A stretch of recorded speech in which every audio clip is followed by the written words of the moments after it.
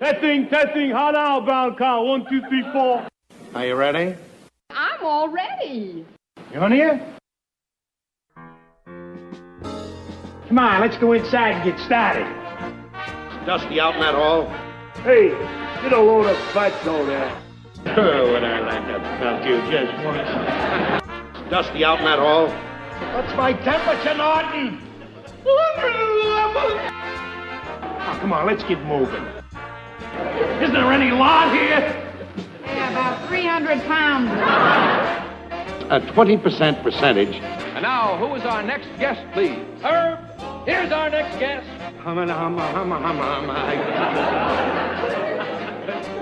Ed Norton. Ha ha! Watch this.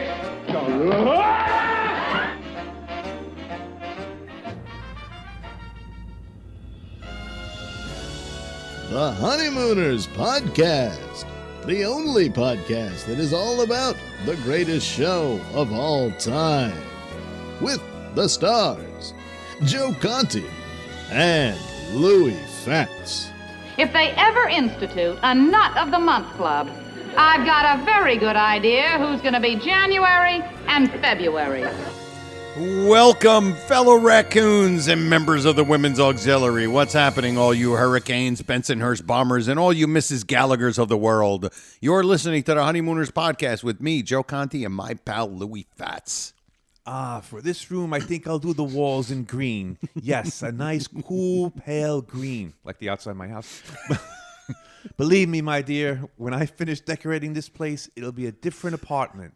Now, all that remains for you is to all that remains for me for you to okay my choice of materials for the drapes and furnitures. I got some samples here. Go ahead. I think I got through that one. You did, yeah, barely. Can't understand my handwriting. Yeah, that's good. All these new people from the show that are listening, and you're flubbing all over the joint. The only podcast all about the greatest show of all time. We record in the Non-Productive Studios at 328 Chauncey Street in Bensonhurst, Brooklyn, also known as Cedar Knolls, New Jersey. Subscribe to the show wherever you get your podcast. And if you're on iTunes, give us a 5-star rating and leave a positive review, and we'll read them. And we're also on YouTube on the Non-Productive YouTube channel. Subscribe and hit the notification bell if you like listening to a podcast on YouTube, and you can get that whenever you like. Or if you're old-fashioned and you want to use your old-time radio and get the tubes out, go to Old-fashioned ideas, too. Yeah, old-fashioned ideas. It's non-productive.com/honeymooners to listen. Don't forget to like our Honeymooners Podcast Facebook page, Honeymooners Podcast Facebook group, which is a blast. Oh, getting better. Getting better. 100% better. And Twitter, it's Honeymooner1. And don't forget to email us at honeymoonerspodcast@aol.com. Aren't they ancient? And if you want to support us on Patreon, just go to the Non-Productive site and click on any of the episodes, scroll to the bottom, and you can help us out. Louis, what's happening? Joe, 145. Yes. And we have a guest in studio. This bum. The head of the Memesters Union. One of the executive members. Executive members of the executive committee. The great Steve Franchi. Thank you. How are you, sir? Do you have your speech ready? Yes. Did you rehearse your speach? I'm humbled to be here with two actors and thespians. Yes. Thank you. Now shut up. Now let me and Louis talk. No, I'm just kidding. Yeah. Well, I was good too. I know. Joe, you were good too. How was my acting? Oh my God! You know what? We have to get before we get into that. We just got to do. We got to do what we have to always do, right? First, we have to talk about our one and only, for now, sponsor. And that is Soak City Hot Sauce. Cherry Sriracha. Oh, sorry. Better timing this time. And, of course, it's go to SoakCityHotSauce.com. Get yourself some of the best hot sauce on the planet. And hopefully we'll get the honey habanero hot sauce back on the market, filling up those shelves because we're a hot commodity right now. It's what people want. It's what people want. It's something new and different. Exactly. And what you do is you go to Silk City Hot Sauce, get that hot sauce. There's different packages, all of that. And then what you do is right before you check out, they're supposed to be a little spot in the middle of the checkout thing where you put a coupon code, and that coupon code is RX. Yes, 2 letters, RX. Simple, and then easy to remember. Exactly. And what happens is that will give you a 15% percentage off of your order, and then you get a free bottle of Cherry Sriracha. Sorry, sir, I couldn't think of the word. Louis giving me a hand. Yeah, exactly. He's pointing at you going, hey dummy, wait for me. I was patting my stomach because I forgot the line.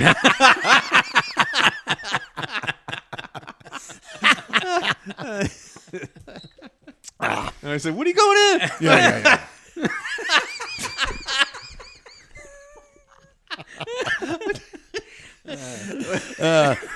Steve was going to say cherry sriracha, but he just was like, yeah, exactly. But yeah, do us a favor. They're a great sponsor. Jeff Kingfish Levinsky is a great guy. And get yourself some great hot sauce. And hopefully there'll be the honey habanero hot sauce soon. Which has the caricatures of Ralph and Ed on it. Not me and Joe. Ralph and Ed. No, not us. Maybe one day. Maybe. One day upstairs. And so please, definitely support our pal and sponsor. And so listen, we're going to get this going right away. Before we get started, we have to get to... Before Ron Albert interrupts us. Yeah, and he's not even here. I know. I'm going to skip the technicalities. And you guys know what we have to do in the very beginning. And, of course, I have to... look for it, and I don't know why that's because it's not like a whiz. It's just the worst. I don't know why. He's got boxing gloves. Why did they pick me? I don't. Oh my. Here it is. Yeah. Okay, sorry. Okay. He started using the mouse. In the GI Bill. I'm zipping the modern way. Steadily. The Honeymooners podcast knights the full-grown nut of the week. Aren't you lucky?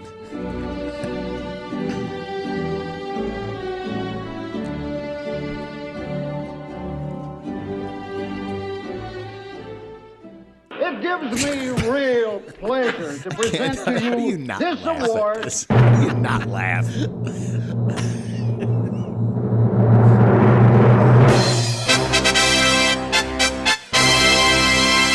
Jeff Young, that's right. Jeff Young, welcome to the fraternity of the full-grown nuts. And this is a man who, and only such a man would be worthy of this. And we knew why. We always knew why. It was very simple. He always looked like some kind of nut to That's me. pretty That's all much that it. matters. That's all that matters. Exactly. Take it to the board. And if you are, it's also because he... You were a stupid head. Exactly. That's basically it. Yeah, exactly. And maybe the third thing is if he says... I am humble. Exactly. Those are the requirements. Yeah. And he has a public diploma. Public school diploma. Jeff's one of those guys that he's been around for a while. Yeah. And I think he falls into that category of, wasn't he already part of it? But not. He wasn't. Again. Yeah. And I have to tell you, some of you old heads that have been around, you better pick your game up. Because we got some new people in, and they are very active, and they're very clever, funny. Yep, and they're younger. Yes, yeah. Sorry, Look at me, I'm 13. Yeah. Youth is wasted on the young people. Exactly. Bernard Shaw, exactly. But congratulations, Jeff. Welcome to the fraternity. Yeah. And for all of you that are listening, maybe for the first time, this is now probably our 50th Full Grown Nut of the Week? I think we're in the 60s now. Is it in the 60s now? I think Started in the 80s. 81 or 82. 82, and now we're at 145 145 minus like 2 or 3. Yeah. So about 60. Yeah. and the way to get Getting into larger. and the way exactly and the way to be part of it and the way to get to full grown nut status is to just contribute. That's all. Go on the Facebook group or the Facebook page. Yeah. But the Facebook group is more of the inclusive stuff where everybody chimes in. Yeah. And that's where you get to make your mark. Right. And we're looking for cleverness. Yes. We don't want Originality. Yeah, originality. You'd be good at originating. Originating things.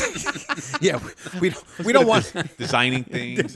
Originating things. Originating things. We don't want you just coming on and saying "bang zoom."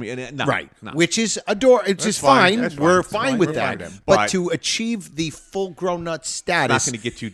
You're not going to be a stupid head if you right? do that. Yeah. There's no way. You're just a menace. You're a menace to society. You know what? Because if you think that you would get in there, this is what we would probably say. Is this the man who gets the award?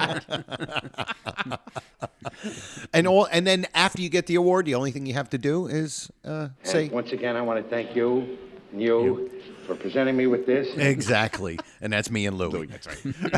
All right. We are the board of nuts. We are the board. Yeah. We always made it sound like there was some secret society that we went to. No, being so, we are the board of nuts. We're the board of nuts. And of course, we have the executive committee, which Steve is part of. Yeah. Yes. And are we part of the executive Yes, committee? we are. Mr. President was part of the executive Okay, that's committee. true. Yeah. It's 5 members. It's 5 members. Yeah. It's exactly Steve, it. you, me, and you, and you, And you, and Ron, and Michael Bruce. Michael Bruce. That's It's the 5 never members. Michael. It's just Michael Bruce. Bruce. It's always Michael Bruce. It's 5 members. But so the elephant in the room, of course, is the fact that almost a week ago, less than a week ago, me and Louie made both of our television debut, national television debut, without killing either one of our wives. I thought mine was going to come on and Life Begins at 80. Which isn't far away, to be honest with you. I'm only 11 years away. And I have to say, it was. I will. Now listen. I've been doing comedy for a long time, and now Louie, who never got behind a microphone before he started doing this, is just a whiz. You know, he's a whiz at this, and I've always said this. Yes, I've always said this. Louie is the star of the show, and he has done so. It's been amazing, this run. But then for us to get from about 6 years ago, 6 years. Yeah, a little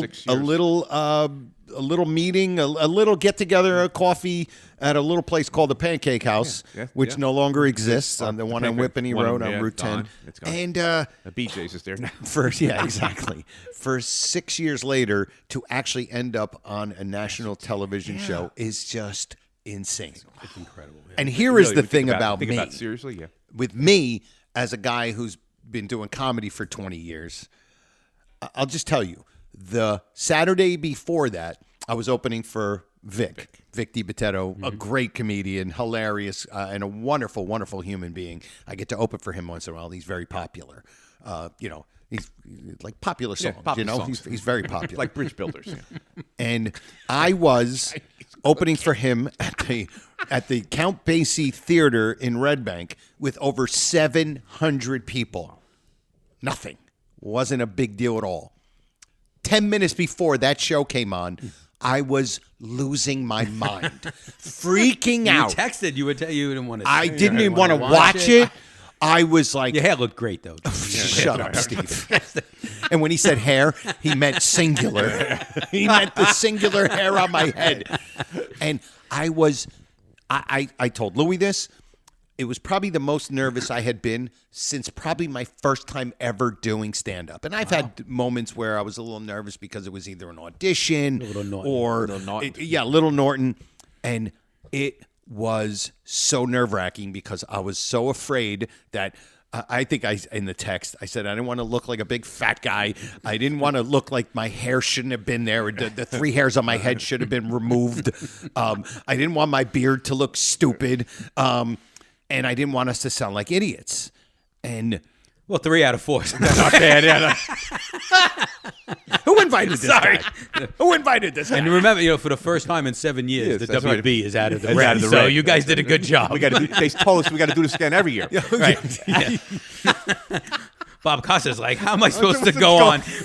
They bring in inexperienced actors at the last minute. And here's the most annoying thing about this. The most annoying thing about it was Me? Oh. this is besides you. That's an understood Ron? thing. Big stupid head. Is the fact that it's an 8-part docuseries, and the first 3 were on Monday night at 8 o'clock. And for some reason, they pushed us up to 9 o'clock. I think it had to do with Heidi. Yeah, Yes, exactly. The Heidi Heidi Bowl. Bowl. And I'm like, how dare they do? And I'm like, we gotta follow Penn and Teller. Right, but you were Yeah. more in prime time. That's right. It moved you Yeah, guys I guess, right? We're a little bit more in prime time.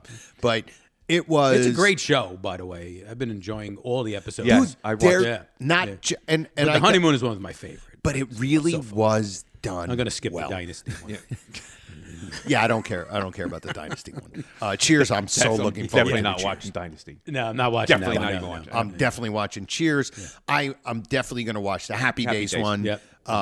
But it was done so well. And that's probably what was the cool thing leading up to this, that with the 3 that we saw, the Brady Bunch, I Love Lucy, and The Love Boat, they were done so well, which made me feel a little bit like, oh my God, that actually made me think maybe we're not getting on here because it's done so good. Why would they want us to ruin it, you know? And the difference between the Honeymooners one and the other ones is there were people still alive. Yes. From the other shows. yeah. Except for I Love Lucy. Except for I Love Lucy. Well, they had Ricky. Didn't they have Little Ricky? Or, Yes. Yeah, Little Yeah, Ricky. the actor who played Little Ricky. And right. the closest a we got great the closest they got on the Honeymooner one would be Brian Carney. Yes. Be the closest thing to, Yeah. and he really Absolutely, because that wasn't was in his the blood son. You know, Yes. you had Gleason's stepson. stepson. Right. Yeah. Which I thought was pretty cool, too. That was It was. Absolutely. yeah. Get Yeah. a little bit more insight. Yeah. And I loved, listen, my, Costas and Smigel were just great because they, and the other people were good too. Yeah. But you can tell. Oh, you were good too. They, yeah, they were good too. Yeah. I wasn't paying attention. I was paying attention. Watch how was Smigel? I don't know. I was watching the pod. I was watching the I was waiting for documentary. Joe and Louis to come out. But you can tell they loved the show as much as we do. And that's what was really cool about it. Yes, there was, the couple of people that were like, yes, the bang zoom and all that kind of stuff, but they loved it. And you can tell that they knew how great the show is, not just because of Hello Ball and Bang Zoom. Joe, I like Smigel's take on the $99,000 answer. Yeah, With the that was- Swanee River. He's coming now. He's a writer, so he's coming in from a writer's perspective, saying like, "Oh, it's just something funny, and it's going to be just thrown out." And here it comes way back in the end of the show, and it's potent. It's the giant callback and the punchline. So it's almost like the whole episode is one big joke, and that's the punchline with a zillion funny moments leading up to the punchline. You basically almost kind of push the Swanee River thing off. It's just a thing in the moment. It's cute. It's funny. It's It's in funny. the moment. Right. Yeah. And it even gets interrupted in the episode, right, by McGarity. and It becomes like, almost like a secondary thing, you think, right? And then when it comes back, when that joke comes back to roost, it just kills. Yeah. And then, of course, it gives the great... it might be one of the best punchlines ever. Yeah. Even though it's not even... out of context, it's not a punchline. Ed Norton. yes, Right, yeah. Ed Norton. Like, people remember that. It's got to be one of the most quoted, not only in the Honeymooners, it's got to be one of the most quoted lines, right? I mean, in Homina, Yeah. Ed Norton. Yeah, Like Ed the Homina, Ed Norton. Especially when it's almost You unbeatable. know what I listened to? That I went back and listened to it. Well, I'm watching the show like 50 times. He made me watch it again today when I got here. Like, Steve, you got to see this. He has it in 3D. So, what was I talking about? I forgot what I was talking about. Oh, I was listening to. I wanted to hear the audience's reaction to when he asks for who wrote Swanee River. I was expecting this big burst of like, huh? And a laugh. And the audience didn't overreact to it. It was like kind of a little subtle. And it built. Yeah, but I'm saying, but I thought that they would have. You thought the initial. Yeah, I thought they would have caught on. They actually didn't. Right, because I think they didn't know because he never said Swanee River. Right. Why do you always got to play da, da, da, da, Yeah, so it didn't. Yeah, you can't assume that the whole audience knows what Swanee River is. Exactly. You know, so and he sells it so his facial expression, the way he kind of stammers. Swanee River. Yeah, and that's Swanee River. And then that's when then with the Jose everyone part, realizes. then when Jose comes in. Jose comes in and absolutely If you trounces watch it. Swanee River, Jose. He kills it on the piano. I love that. I mean, he had such and Smigel. I love Smigel. He's just so funny, and he nailed it. And it was really, it was so much fun to watch him and Costas because Costas, it's like he knows. Oh, he knows. He didn't need a corns teller or a Ouija board. Or Ouija board. Yep. He knows, and that's what was nice to see. Those two guys, because look, we're nobody, so it doesn't matter. But for those two guys to really, it makes me feel good to go, these guys get it. Yep. And there must be so many more people that get it, like us. And when I mean us, I mean all of you that are listening. Everybody. You all of one the full big grown. ball And amounts one to big what? ball amounts to what? 145 episodes of nonsense. One thing I just want to. So watching the first three, I don't know what the rest of the episodes will have. I'll never know what Dynasty has, but and I won't be able to tell you either.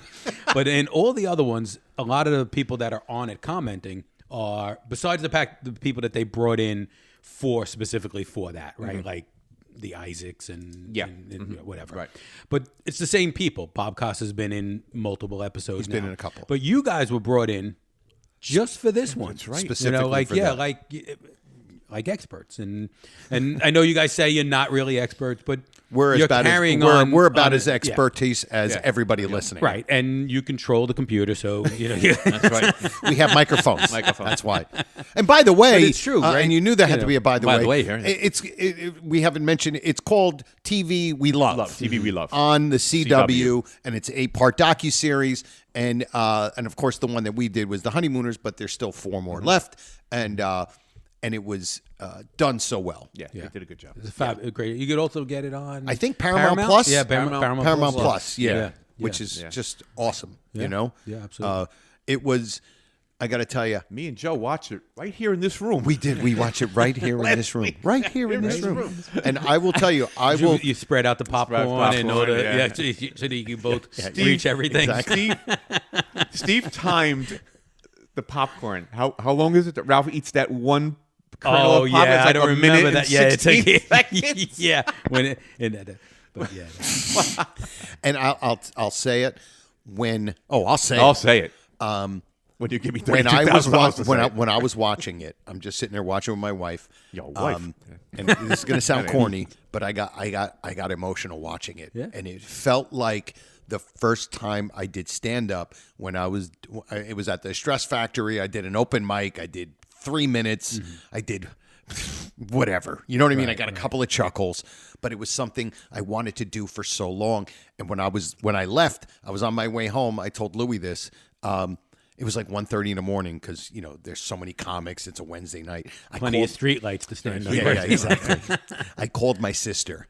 And, if you call an Italian woman at 1 o'clock in the morning, So she calls me. She answers it right away because she sees I'm calling. She's like, "What's up?" And I'm like, "Hey, I just wanted to tell you, I did stand up. I did it. I did it for the first time." And my sister, I'll never forget, she goes, "That's wonderful. Could we do this tomorrow?" But that's how I felt because I don't know. I'm like, wow, I'm actually doing something in the entertainment field, and I'm on television with Louis. It was surreal. Right. Like I I still can't. I'm like, because again, I'm sitting there thinking, wow, a couple hundred people are watching this right now. No. A couple of. This is what I'm At thinking. least 1,000. Could be even higher than that. But I'm like, this is across the and I know there's certain areas that don't get it, but it's like this is across the country. Right. It was really, really awesome. And listen, if that's the pinnacle, My friend said it perfectly last night to me. He goes, dude, you finally made your mark. Yeah. And it was a good way of putting it. Sure. We made our mark. We made our mark. Now- So far, we've been on radio. Yeah. We've been on TV. Yeah. Right. And we haven't made one thing done. Not one I was just going to say, the bank account must be going up. But yeah, so and you guys have been absolutely hilarious. Dusty out in that hall. Dusty out in that hall. Yeah, you're getting it now. I don't cough anymore. I don't cough no more. I'm Yeah, glad you're exactly. here. You guys have been utterly fantastic. Oh, First of all, with the support, Oh, it's number great. one, and the hilarity that you guys have done leading up to this, the night of, and now post. Yep. You guys are killing it. Oh, it was great. And we will reiterate it again for the video we made. We would not been able to do this without you guys. Nope. It's impossible. If you guys weren't as good as you are and faithful and supportive, we wouldn't have done it. No. We wouldn't have done this thing for that long, and they wouldn't have found us. Right. And just think how silly you guys would be if you were doing this podcast and no one was listening. We would still be laughing.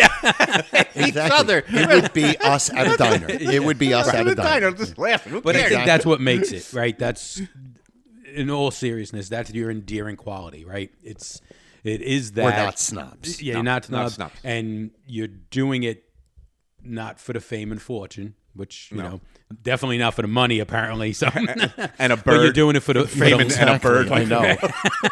I mean, I would love to eat my breakfast, but I intermittent fast, so I never get to eat my breakfast. But for the love of the show, Yeah. and that comes across always has since. Cross the footlights. Yes, you have something that Reaches out comes into- across, really reaches out. to the audience. Now, funny too. Funny. We did the voiceover for that, Yes. and it didn't sound like Joe. No. and it I didn't didn't- sound like me. No, so I noticed Louis him right and away. then I had to rewind. And, I didn't and go notice back to until the yours. second time that I went back, Yeah. and I was like, I think that's me. And I know my voice enough. I listened to my obnoxious, annoying voice enough, but I did not recognize my voice. Joe, I didn't recognize you either. No. So it was kind of cool Yeah. because we were like, oh, we And I did didn't recognize you standing under that street lamp. But it again, we couldn't have done this without you guys. We couldn't have. We could have done it without Steve Franchi. Yeah, I can be right. honest. I mean, we can all do. Everyone without has their cross we to bear. We can all use Yours a is little Ron less- Albanese, but He is my alter ego. He's my nemesis, my loving nemesis, Ron Albanese. Yes, two or more theory. Well, He's got the whole universe thinking of twos. twos. It's People just sending crazy. us twos. Like, yeah. Which used to be the women that I used to date. They were all twos, but now it's all about this show. I always went to bed with a 10, but always woke up with a 2. Yeah. But yeah, dude, it was just unbelievable. It was. And It was. we appreciate. Well, and for any of you newbies, is there anything we can tell the newbies that are listening? We could tell you, and you're going to get a good taste today because we're doing a bunch of the bits, Most of our bits, that yeah. we do. It's not a podcast like, hey, the first episode is about episode 1, and the second, it's not that kind of a show. It really is like hanging out with your friends, nerding out about something that you love to talk about, and our nerd out is Honeymooners. I'm sure we'll probably say something that's been said once before, which is, which is when you're hanging out with your friends, right? It's the same stories Same over stories, and over again. exactly. The fish get bigger. Exactly. So. That is so true. And it was. I'm still like, and my wife's, she's so funny. She's like, Mr. Superstar. She keeps busting my chops. Oh, Mr. Superstar, did you sign any autographs today? I'm like, could you just shut up? Otherwise, I'm going to be on the news next time. For killing you. For killing you. So again, thank you, everybody. Yeah. It was a wonderful experience. And That's awesome. If anybody has they any actually other do that thing in front of your face where they slap that thing down. Yes. Oh, really? Yeah, they actually Yeah, they that did right it. in front of Yeah, our face. it was very professional. The face, cover the face. Profile, Full front. the hat, Louis, the hat, The hat. the hat. So I have a question for you guys, though. Serious. Is there anything that and maybe you don't remember everything that you guys talked about? Because you said originally, I think you said you were there like 2 hours. 2 hours. Right? I think we About 2 interviewed hours. for about 2 hours. Is there anything that you can remember that you guys talked about or said that you wish had been on the show? I like the one thing I had said was I think what made the show great was 3 things. Number 1, the physicality. Number 2, the characters, the acting. And 3, the writing. And also, I liked how we spoke about the Lost episodes, how it was like listening to a song that the song as it's done, but then you hear the demo version. You ever hear a demo version of a song from a band that you like, and you're like, it sort of sounds like it, and it was tweaked and worked and reworked, and then you get the song that's on the radio. That's what I wish they would have brought that up a little bit. Okay, that's interesting. And then we talked about the lines, like just shooting lines out like we always do. Oh, okay. Like our conversations are Ridiculous. our threads on our text message Oh, my threads. God. Oh my God. So these are things I had mentioned. I remember in the interview saying that the lines are how important they are to people who watch the show, and that we quote them. We could have a conversation just in Honeymooner lines, but they just. And I love the idea that they kept in me saying that we're like a cult and our mental illness. They kept in mental illness. I love that. I loved it. Yeah. I'm like, thank you. That's so cool. Because it made us feel like, hey, we have a sense of humor about ourselves, along with loving the funniest, greatest show of all time. Right. Which is cool. That's great. So yeah. All right. Well, listen, I think we have to just say that this episode is all going to be about the number 2. 2. All right. Now where did that come from? Oh, wait, we did have. Did you want to do the 2 or more. follow up on this about the Oh, posts? yes. Yeah, you wanna let's try do it? that. Yeah. Yep. All right, We we'll don't. try it. Yes. This is a new bit that we never done yet that Steve came up with. Yes. And I don't have the intro, but Steve's got it on his phone. We'll play it real quick. And go ahead. I like here we this. go. Hold on. That's not. Stop. That's not it. Technical difficulties. Got to get Eddie Hanley in here to fix that. Can you Move the aerial around. Go out to the. It's this side, right? Yeah. Oh, she's got a nerve. She's got a nerve. She knew when she married you she was getting the worst of it. You can say that again. The Honeymooners podcast proudly presents. You can say that again. You can say that again. In this bit, Joe and Louie highlight one of the fabulous Facebook posts and read some of the hysterical comments from you, the loyal podcast listeners and members of our Facebook page.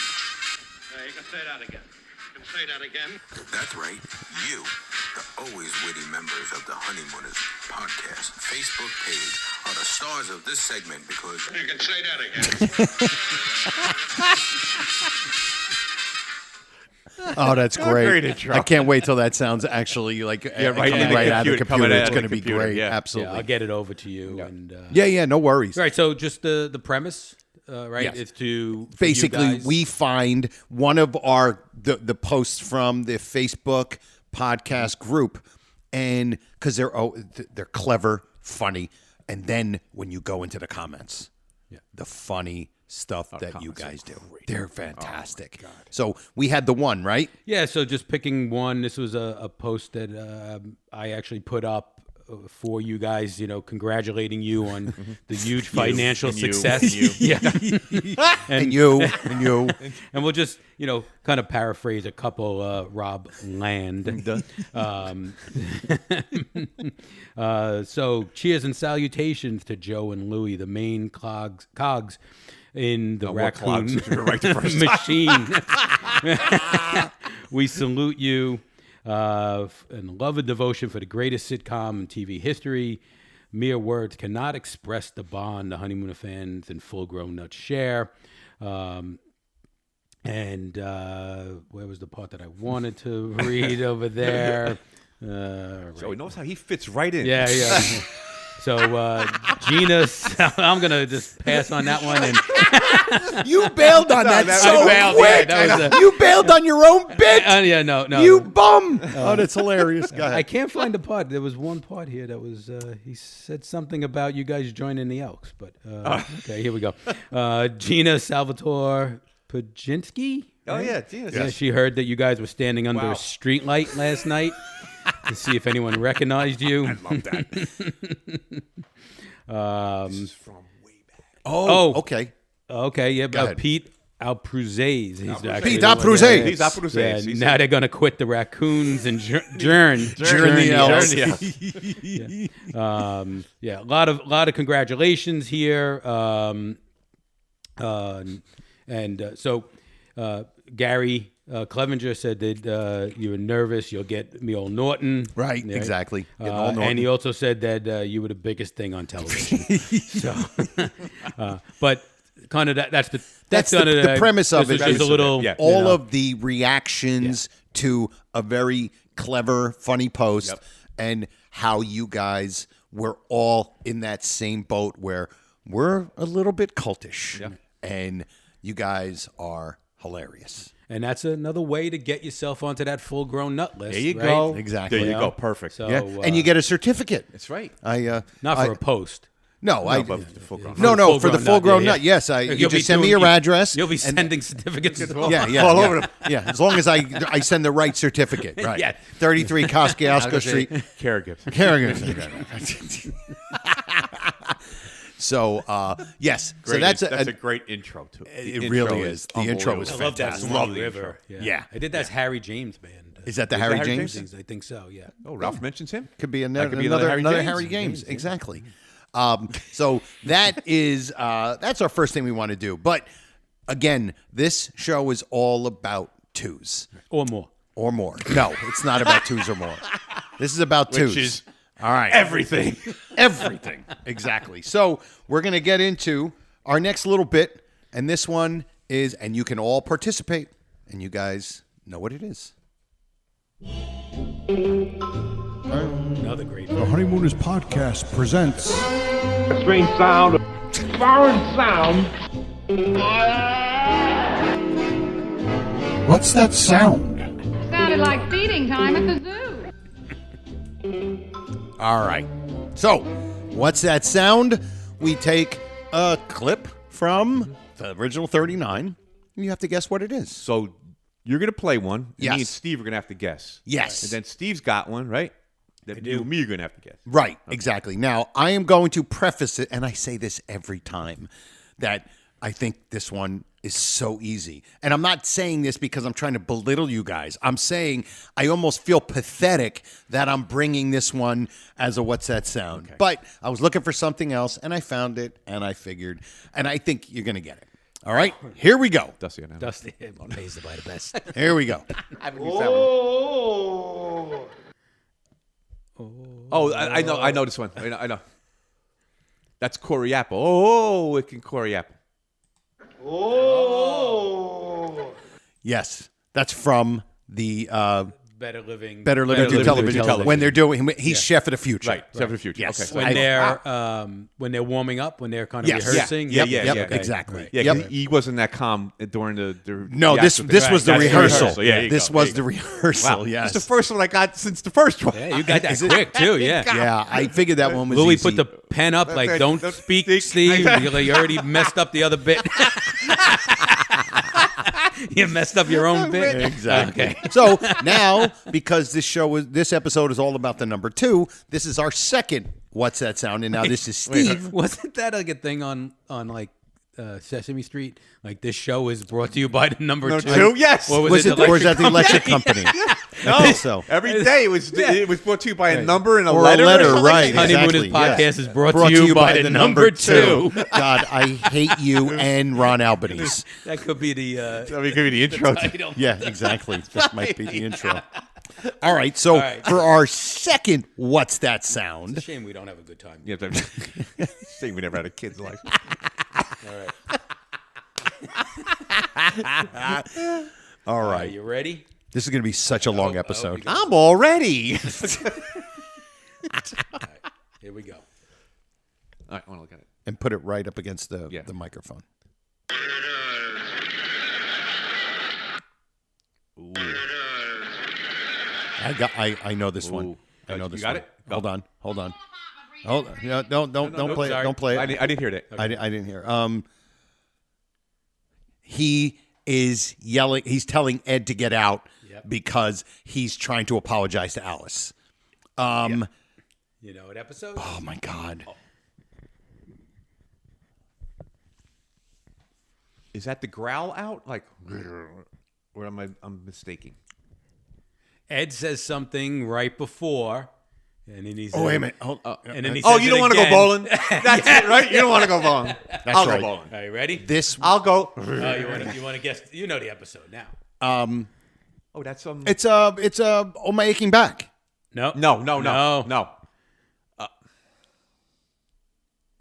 Because he's apologizing. He's reconciliating with. Whole apartment redecorated, new bricks, Oh, new Andre. furniture, Ralph. That gigolo, as you call That's it. right. Oh. You don't want to go bowling. The interior decorator from Morgan's department store. And Morgan's department store, Ralph, was going to decorate this entire apartment for us for nothing, for an advertising stunt. Wasn't going to cost us 1 cent, Ralph, not 1 penny. And you had to go and spoil everything. I should have known that. My intro. Andre. No, that's not. You don't want to go bowling. You don't want to go bowling. I mean, you don't want to go bowling now, dude. I'll I'll go bowling. You don't want to go. I like when I love it when Ed starts to say it again. Yeah. You don't want to go. Yeah, that's a great one. Good one. Now Wow. I know how Guess? hard it is because I never have to You guess. were right on it though. But that's what happens a lot of times. Yeah. You kind of you Oh. just can't connect with Yeah. the So dots. when you do these things and you think the wrong thing, you can't get it can't out get of it your out of your head. head. And you've almost get it out of my head. convinced It's going to yourself. be string of Peloponnese no matter what. You can't get out of your head. You can't get it out of your head. That's a great one. Yeah, I like that. Good one. I like the fact that I was able to guess for Right. once. Well, that's why I wanted to. I was thinking I wanted to get one. I wanted you to try, and you know. I'm wondering if we could have somebody send one in, but again, it would have to be the sound. Yeah. Like if they know how to just take an MP3 and send it to me, and I won't touch it, and then just Play it here. Right. And then we could both guess instead of you Exactly. asking me. Yeah. Why don't we do that? Hey, there you go. honeymoon. So you're not going to just start it now. If you guys would like to do that, just send it to the Honeymooners podcast. Aren't they ancient? The Honeymooners podcast at AOL.com. Aren't they ancient? Okay. And then they can, you guys could show it on, play it on the podcast. Yeah. That's This it. Make you came guess, from right? so-and-so. And we would guess. Yeah. And then they could put the answer on the Facebook page. There you go. What do you mean? Well, because you won't know the answer. We won't know the answer. Well, maybe they'll send two. Like Two- they'll send the two theory. Nobody needs two of those. Right. They would send Okay, like they a- would send the shorter- sound and then send the longer version. And they would just say sound, long version, boom. Okay, and then there we'll you do go. it. Then we'll know. Okay. I Then think we'll know. cool. There you go. I am Wow. definitely down with that. There The we man's- go. the we wheels just are gotta- turning. wheels All are right. turning. We The just wheels are gotta turning. Less work for Louis. Yes. Love it. Less work for Louis. The retired guy. Yes, I Doesn't know. wanna work at Got all. Nothing to do all Nothing day. to do all day.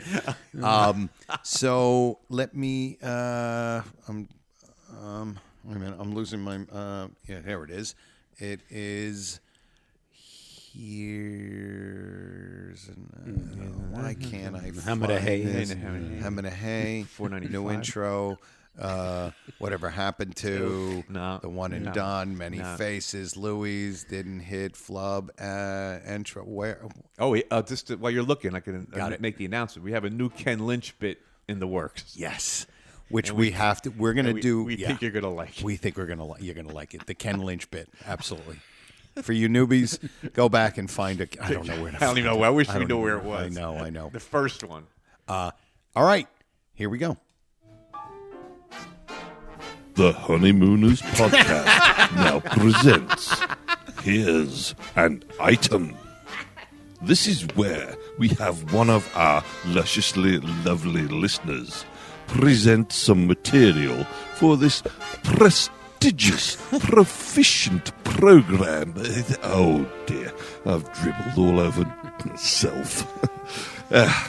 And now, without any more ado, Here's an item.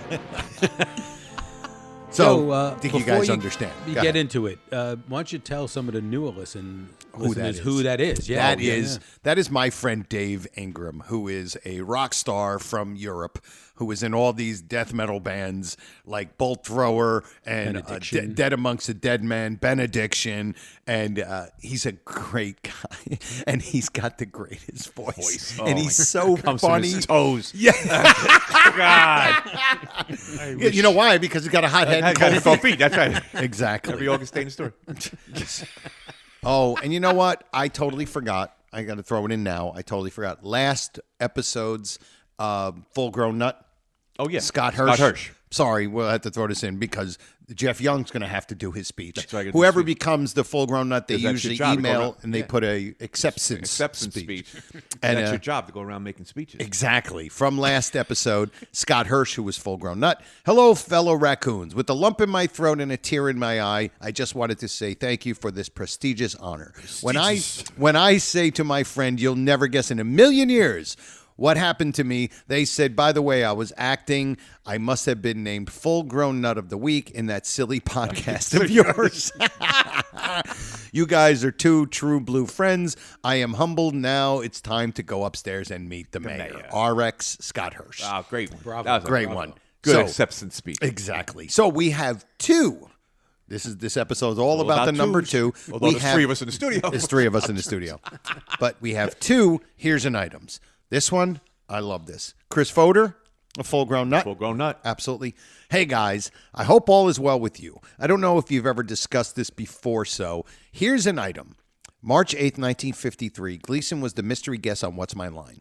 The panel took a little while to guess him, but along the way, Dorothy Kilgallen, who you say Yeah, she was a... I believe she was a like a gossip columnist. Yeah.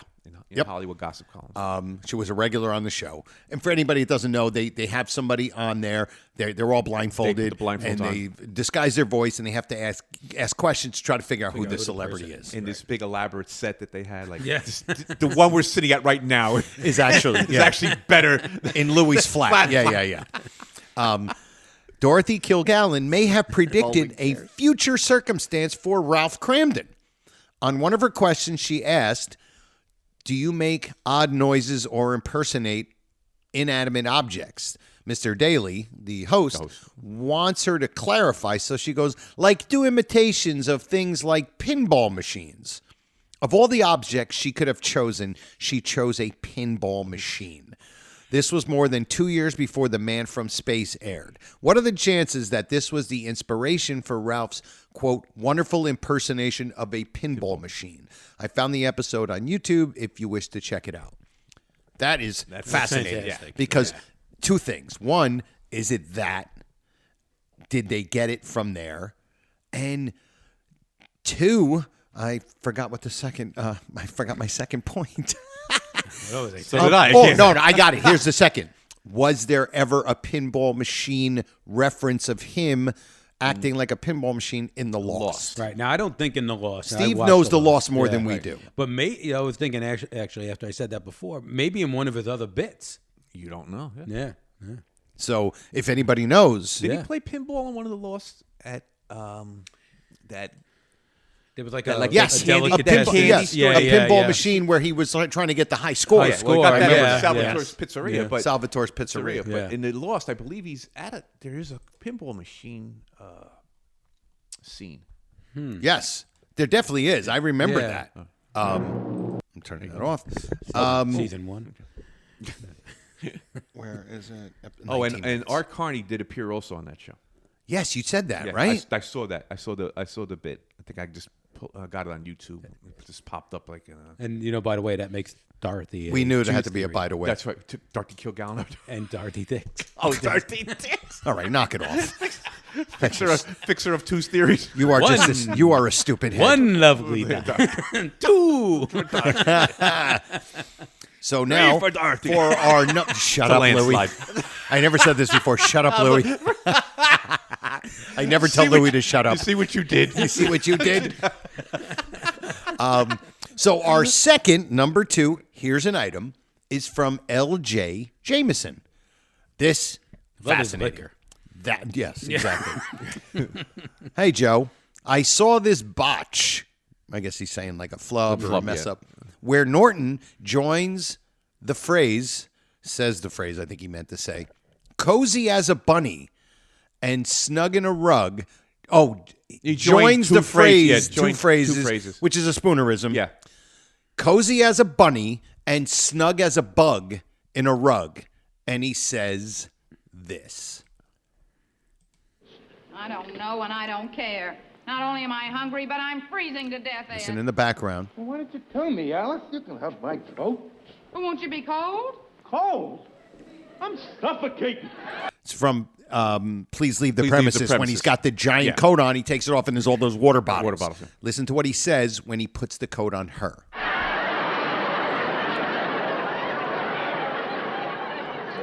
Get in there. Am. Like a bunny in a rug. Thank you. Like a bunny in a rug. First of all, never heard that. Me neither. Never heard him even say anything. Yeah. And that's definitely a spoonerism. And then we looked it up, and there is a phrase called "cozy as a bunny," which I never heard of before. Heard of that one either. And Snug of course, as a bug. We all snug as a bug in a rug, perfectly. But what a great here's an item! Great one. Wow, two fantastic and completely different types of here's an items from L.J. Jameson and Chris Fodor. That's what here's an item is. Another bit that we do for all the newbies out there. Right. Yeah. This what makes and this getting the audience to participate. Exactly. Yep. See, because we need something new and different. Yeah, exactly. Less work for I don't have to do anything. I really got to do nothing. All right. Well, now that he's a big shot. Big shot. I'll get my writing team on it.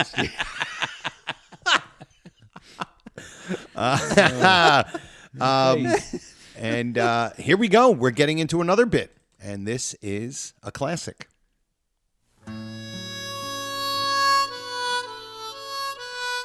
And now, the Honeymooners podcast presents It's not in the top hand drawer. the Flub of the Week. Now, we used to do flubs of the week all the time. It was probably the backbone of the first 50 or 60 episodes. It was all about the flubs. We couldn't wait to do the bit. Couldn't wait to do the bit, especially because we had so much fun pointing out the flubs. Yep. Plus, we had so much fun hearing him say, not in the top hand dress pants drawer. But of course, because it's a limited thing, we kind of ran out of the flubs. And then they were kind of, we were sort of nitpicking a little bit, but we're allowed to nitpick because we do this in love. And it's our show. Exactly. We want. Thank you. And we have no sponsors. But you're not nitpicking to, exactly. We're nitpicking to have fun. Yeah, absolutely. And to, it's like you're nitpicking your wife and jokingly saying, "Oh, what are you doing?" Right. You know what I mean? Yeah. So you have two flubs.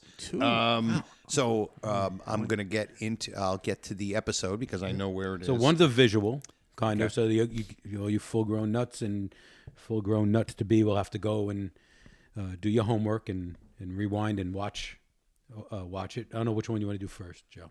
Let me see. Matter of record, right? Okay. Yep. And that is about 11 minutes, I think. Yep. Right.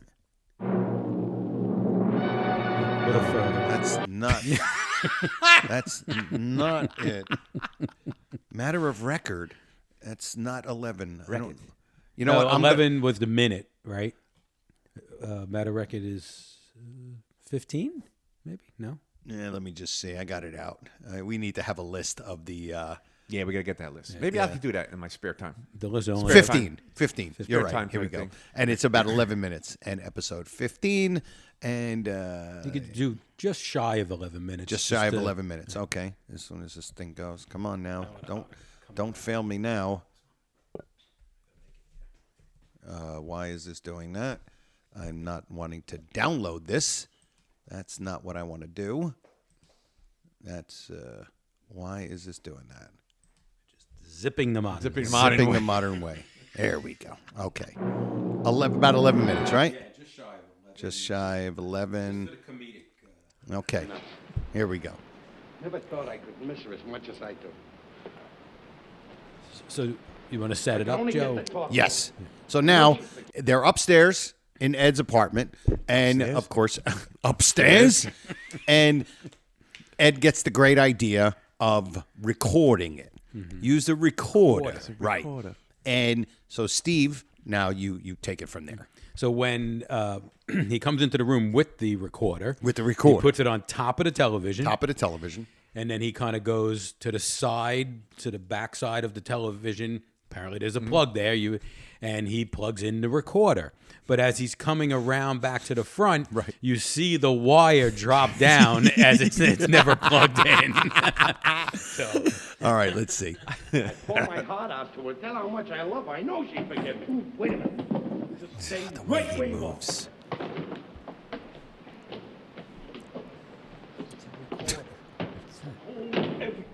Hold everything. He's just amazing. What's that? It's a recorder. It's a recorder. Wait a minute. Now I get it set up. What are you going to do with that? What am I going to do with it? You're going to make a record. You're going to pour your set up. so if you look down below the television to the left of the chair, Right. You're going to make a record. You're going to pour and he your goes to heart plug it out in, and now. then you see It's the right on the record see here, it. see? So you get the Let me record, see listen to if you know see how it you feel. again Run it when back he's to you. No, he's don't worry. by it. I want to see if it looks different because it looks like it's That's a like microphone. a loop. Here, put a fresh record on. Put a fresh record on. It looks to me like you see the plug Wait a minute. Wait a minute. drop Oh, down. no, wait a minute. I just thought of something else. If you want this to be sweet and sentimental, smart, you like, you gotta have a musical background. Just a minute. By the way, He's eating. soft, sentimental harmonica. Right. I mean, the As most he's trying to chew through the ridiculous- apple that he took a bite of. The most ridiculous instrument. You know what I mean? Right, yeah. It's like why don't you just bring a whistle? You know what I mean? I love the warm up. The warm up. Don't say nothing, now. Until you get a cue from me. See, I'll start the music in the background, you see, and then I'll throw you a cue. You ready?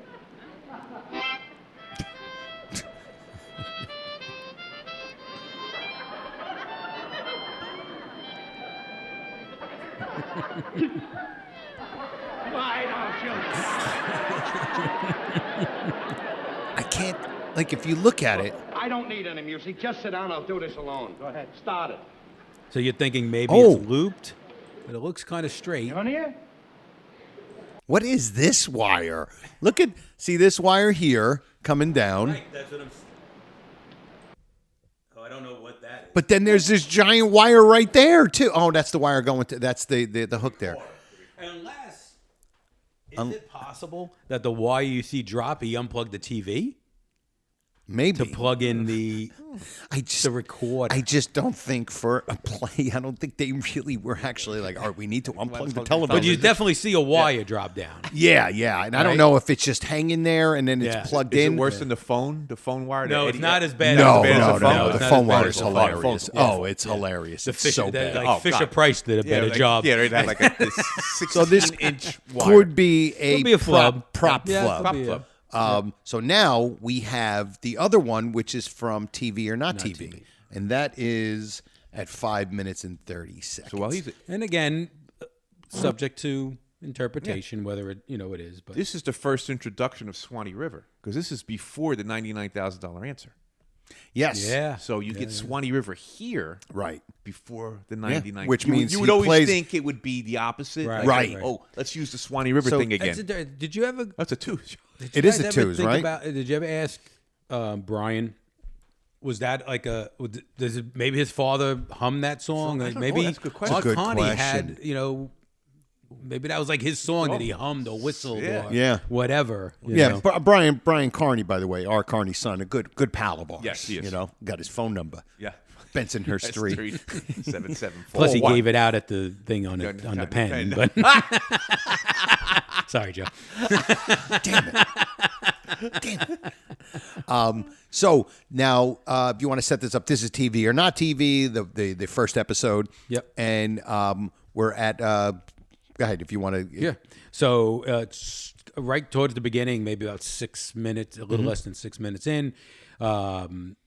None of this and another that. I don't want any lemonade. That whole happens, and then Slippers.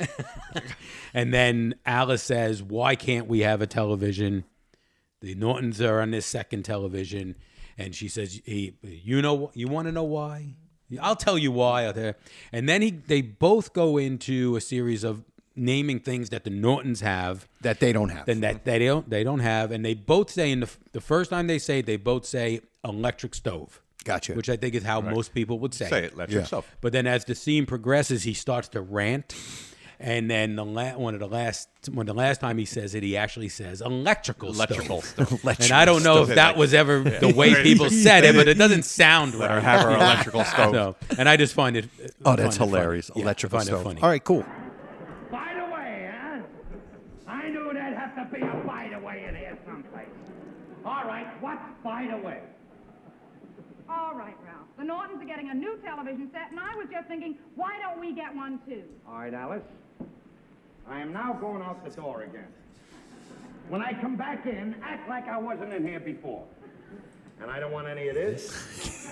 It is that. None of this stuff.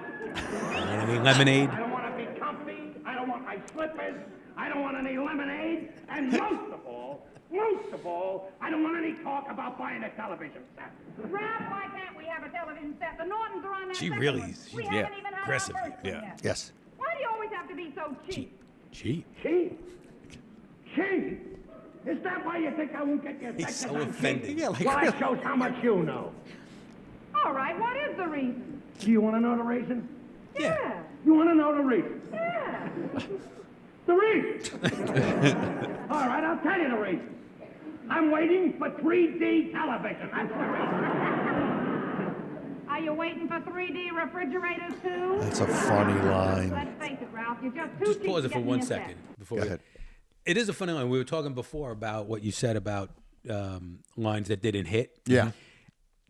The audience doesn't go hysterical over it. I think that's a great line. It's and it's set hilarious. up because it's setting up from what he said. Yeah.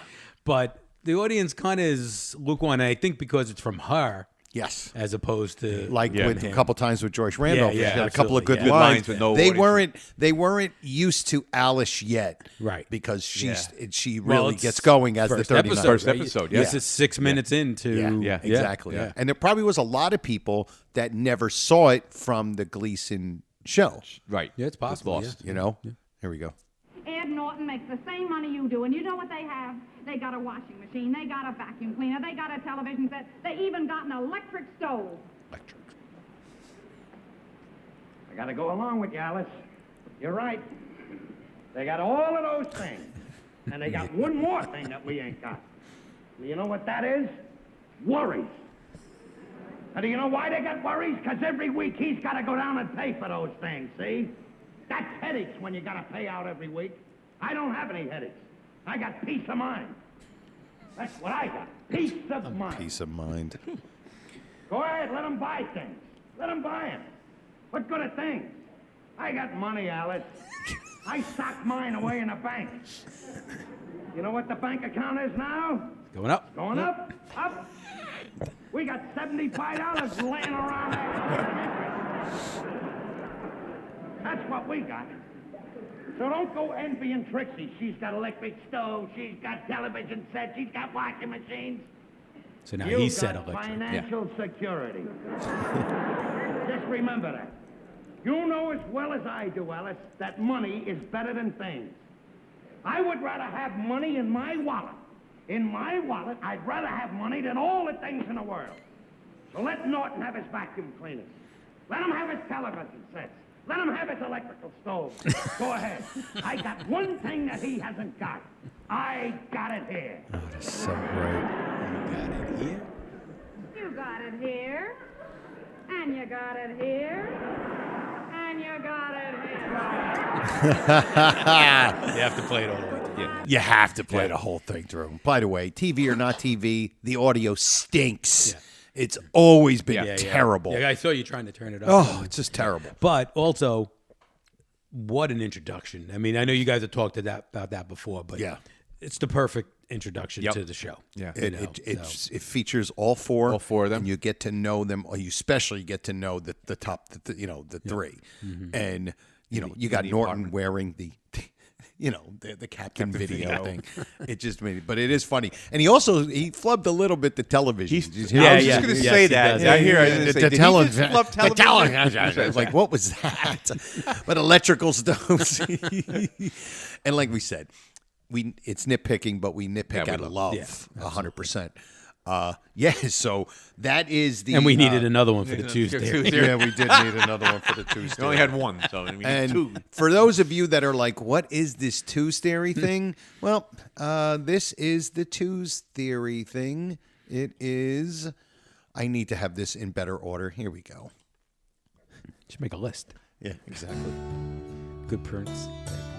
The Honeymooners podcast now presents, to Joe Conter's dismay and abject horror, the Ron Albanese Twos Theory. No one would have a need for two of those. So, very quick... Very quick synopsis, Twos Theory. Ron Albanese, our pal, who's part of the executive committee.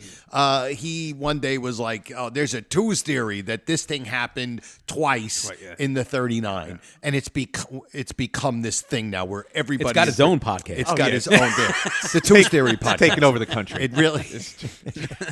And of course, the gag is that I hate the Twos Theory, and I hate everything about it. But then, of course, I was one of the first ones to come up with a Twos Theory. So, and that's why we're doing a two Twos Theory. We're doing two flubs, 2, 1, and all of that. Two for McGillicuddy. Two for McGillicuddy, exactly. So, our first one is from episode number 2. It's from... Oh, there you go. How appropriate. Yeah, more of the Twos Theory. From Funny Money. Funny Money. And that is... Does it say... What is it? What is the first Twos Theory from? The first Twos Theory is Cashmere. Cashmere. Yes. Cashmere. And the first one, it's from Funny Money. We're doing so much of this. It's a little bit... Both Twos Theories have one from Funny Money. Funny Money, so, right. Yeah. So we'll do the first one. Yeah.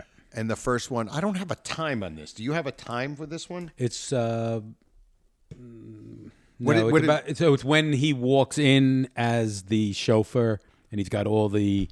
Oh, gotcha. I'll just everything get right to it. Yeah, it should be like middle. Here we go. Yeah. Here we go.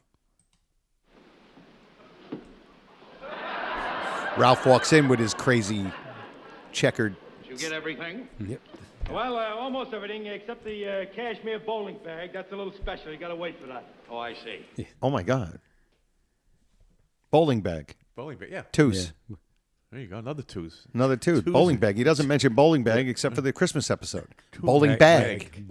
Right? Bowling bag ball. Have you got all... So that's the one. Right. That is Cashmere. Right. Yes. And then the other one is from episode 30, which the is... loudspeaker, right? Yes.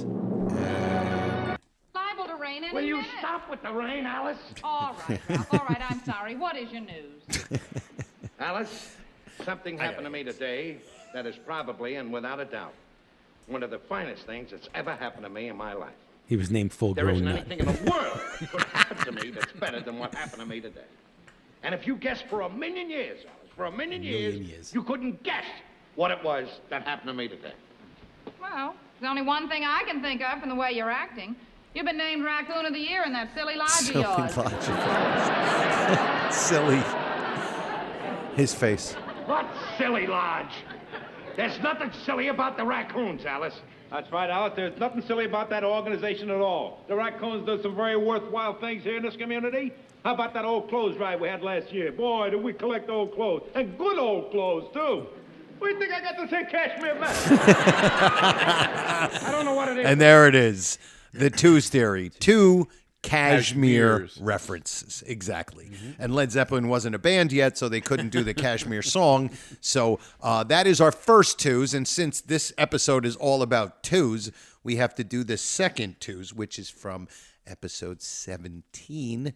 And that is... Ron's head is going to be so big after this episode. Man. He's not going to be able to get out the door. It's like, You gotta fit through the they manhole. dedicated a whole episode.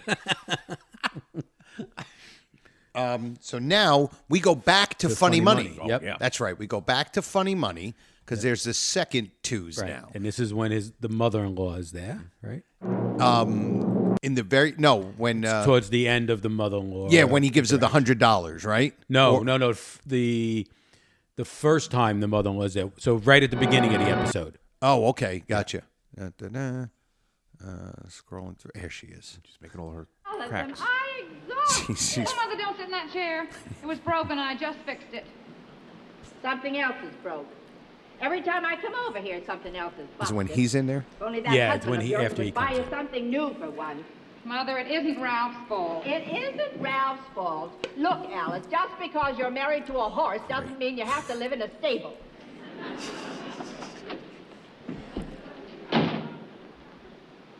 Oh, his face. What a shit. His face. What is she doing? What is she doing here? Please, Ralph, she's my mother. What's that? Your lunchbox? Oh, you're starting right in, huh? Starting right in with the insults. No warming up in a bullpen or nothing, huh? Starting right in. I remember when you used to come over, you used to start slow with a couple of hello stupids, stuff like that. Now I don't even get that anymore, huh? Well, let me tell you something and get this into your head. This is my home, and when you come in here, treat me with respect and address me with a civil tongue. Oh, why don't you shut up? Ralph, what's the matter with the two of you? Can't you ever get together without fighting? I didn't start this. Mammy Yoakum did. Ralph, I don't care who started it, but it is stopping right now. Anyway, what's that bag? Oh, I told you about this. Remember last month they found a bag on a bus? Well, nobody claimed it, so now it's mine. Oh, what's in it? I don't know what's in it. Can't be anything of value, or they would have claimed it. Can't be of any value or you wouldn't have found it. Hey, you dirty. I got something important to talk to you about, and I'd like to do it in private.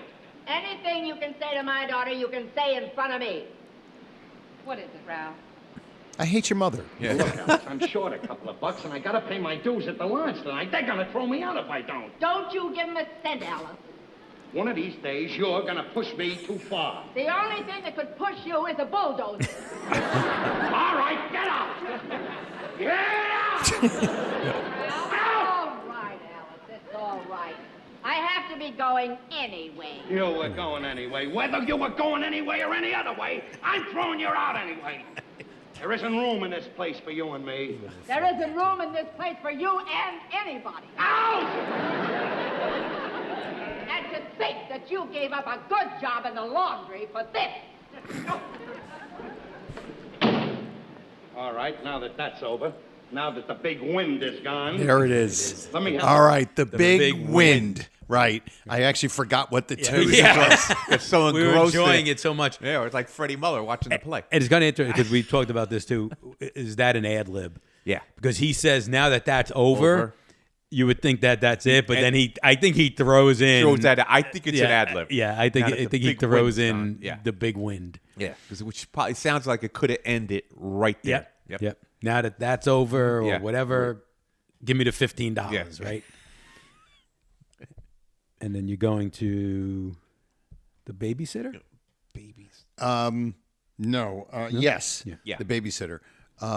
Actually, I was just going to do. I was going to just do this, since you mentioned that, just to let the newbies know.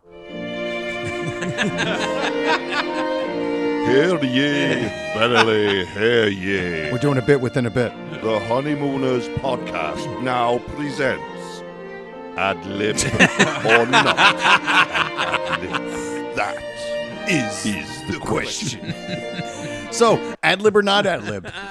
We think it's an ad lib, right? I say yes. The spontaneity. Yeah, on the this. spontaneity of The it. spontaneity of it. Exactly. The spontaneity of this. I say ad lib. I think ad lib. I vote too. ad lib. I think so too. Yeah. What do you guys think? All right, good. All right, now we're back to the twos theory.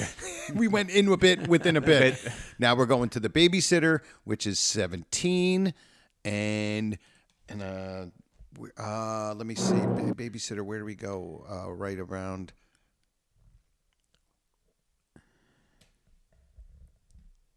Where are we going here? I forgot. Hold on, let me see if I have. Oh, that's the I don't have the time, but it's poop deck. Yeah, it's. Oh yes. After Okay, he's- gotcha. Yeah. Got it. Here we go. I'll just. I'm the captain. Yes. Where are you going? Where are you going? Seaman Crandon, 3rd class, is retiring to the poop deck until this big wind blows over. What an absolute great line. Excellent. It's so smart Yep. and funny and snarky. And boy, does she get him good with He's that. just standing there looking at her like. That would actually be the part where he should have said, I wish I could think of something to say to her. Grade 2's theory. Big wind. So for you newbies, big wind, you hear it. What the 2's theory is, he says big wind. Somebody says big wind twice. In the 39. There we go.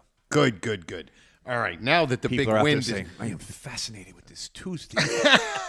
Let's hope not. Let's hope not. And now... Should have been an episode on the X-Files.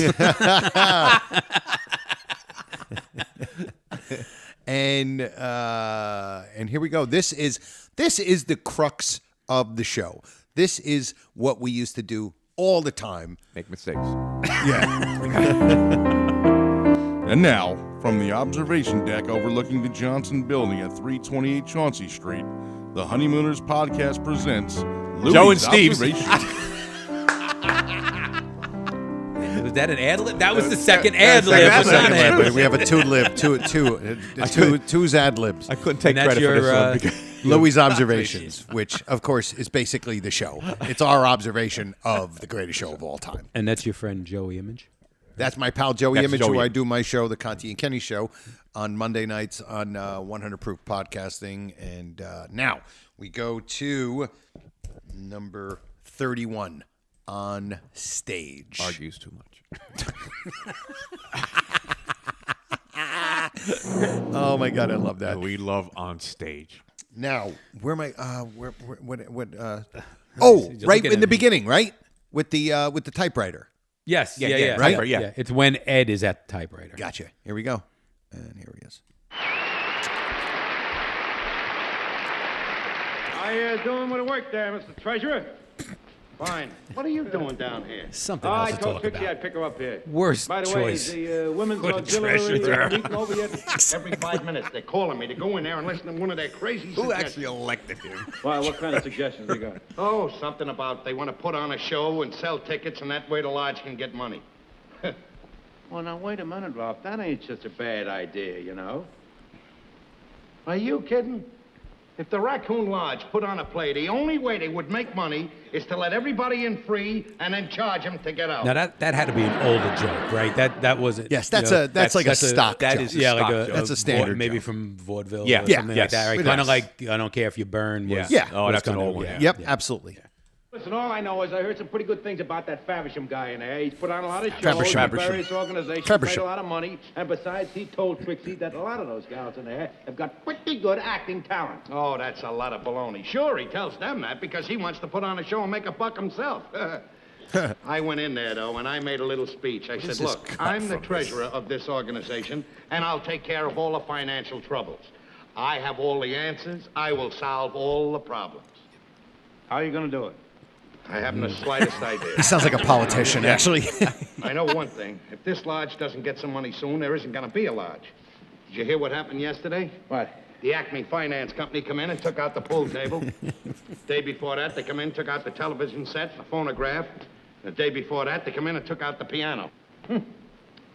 What are we going to do, Norton? Well, we could hold our meetings at the Acme Finance Company. I should know better than this. I love this stammer right here. I just got one question to ask you, that's all. I'd just like to ask you as a treasurer, I'd like to ask you this question. Why don't we have any money in the treasury? It boils down to one thing. Nobody will pay their dues. That's what I'm doing right now. I'm writing a strong letter to every member. Strong. I love the way he I mean, just slow enough to make you just laugh. Like a whiz. By the time the members get these letters here, the way you're typing, they'll owe another 3 months' dues. I suppose, wise guy, you can type a little faster than I can. With boxing gloves on. That's Here, tell me what to write. I'll dictate. All Go right, ahead. wise guy. I'll dictate. You dictate, you right. All right. All right, start out with Dear Brother Raccoons. The fact of the matter is this. Did he say the factor? He said the factor. The factor, the matter is this. The Factor is one of my favorite shows on Fox. You guys are getting all types of. Oh, yeah, more flubs. Yeah, We got four of them. I We can't got believe four it. today. We got 4 flubs. Holy cow. That's 2 times 2. All right. Sorry. 2 or more. And of course, shut up, Steve. Of course, he's doing his. There we go. I love this observation. Brother Raccoons, the fact of the matter is... Come on. All right, so you see what happens. He just blew through that, did everything that he just typed. Right. Where did you learn to type that fast? When I got out of the Navy, I studied typing under the GI Bill, and I happened to be the best in the class. Well, why didn't you get a job in the office instead of taking a job down the sewers? Well, I just couldn't stand the thought of being cooped up in a stuffy office, that's all. Cooped up. All right. Dictate. All right, Dear Brother Raccoons, the fact of the matter is this. And there it is. There it is. The same line. He dictates it twice, and he types It it twice. twice. He starts typing again. It's fantastic. And dude, you guys both have to look. I just paused this. Look at where this pause. Look at Art Carney's face. Oh, that's got to be the cover. That might be the cover, right? I don't know if I can. I might have to just take a picture of this. This is absolutely tremendous. Yes. His look.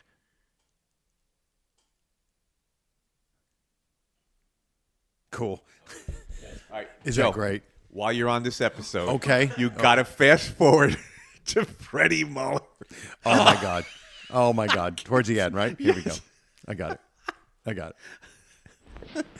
Boy, oh boy. Come in. The play's over. He's in the dressing room, and Freddie Muller comes in. Congratulations, Ralph. Oh, hiya, As Fred. chairman of the entertainment committee, I want to congratulate you and thank you for the benefit of the whole lodge. The show was a big financial success. How was my acting? Everybody was fine. Ralph, the first time in 7 years, the lodge is out of the red. That's swell. How did you like my acting? Oh, fine. You were good too. Ralph, what a way to raise money. We got to do this every year. Yeah. Look, you were sitting right alongside of Herbert J. Whiteside. What did he have to say about me? Well, to tell you the truth, I was concentrating on watching the show, Ralph, and I... Come in. Oh, Ralph, excuse me, but Mr. Herbert J. Whiteside wants to talk to you. Is it all right if I bring him in? Oh, yes, bring him in. I'll go get him. That's me, Fred. Do you know what that means, Freddie? Do you know what that means? He's in town to cast one of his pictures. He wants a new face. That's me, Fred. Oh, that's wonderful. I wish you the best of luck. Thanks. The best of luck, Ralph. Hey, wait a minute, Fred. I want you to realize this. If I sign a contract to go to Hollywood, don't worry about it. I'll put a clause in that says once a year I must return here and do the show for the lodge. Thanks, Ralph. It's all right, Fred. Good luck. By the way, that's me, Fred, is one of my favorite non-comedic lines. Okay, just I love the way he says delivery that's of me, line. Fred. Because he really believes it. Right? Yeah, and I love it. I say it all. I say that to myself all the time. Really? Yeah. Okay. If I'm, it's just weird. That's me, Fred. Yeah, I do it all the time. I love it. Great little this little bit there. Oh, It is. Freddie Mahler. And the, you were good. how was my acting? You're great. Yeah. But that he was so They were engrossed swell. in watching this play, like he was Yeah, like- watching like Shakespeare Yeah. or something like. Biting his fingernails like, oh.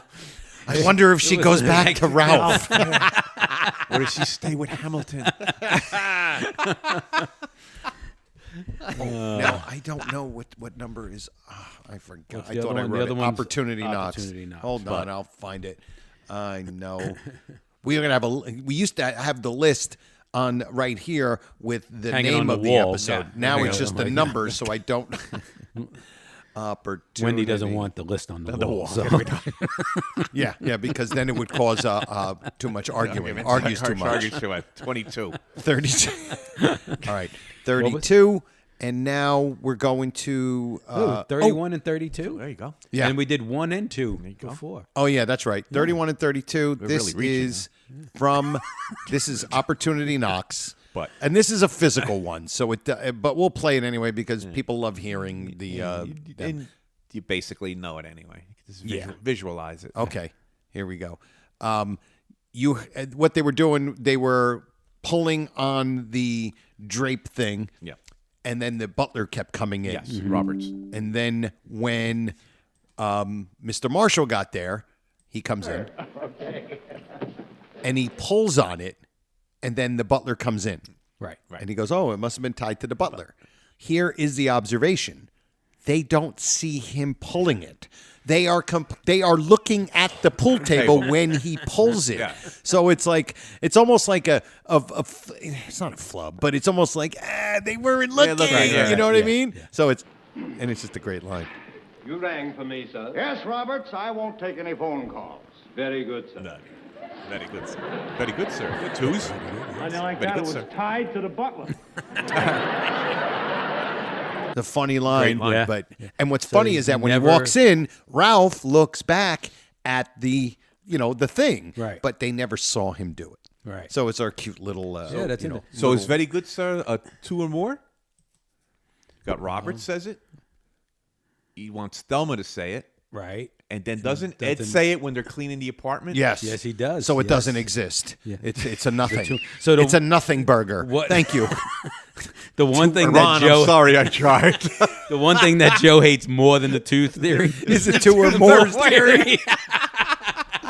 Oh my goodness! All right, Which is what is that, Joe? The it's tooth- everything except for 1.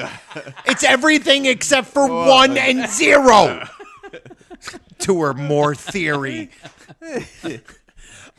So we're going to finish up with a little discussion about comedy duos, because Steve brought this up before the show, and it's a great thing where you were saying that the comedy duo of Gleason and Carney, Cramden, Norton is unique. Yep.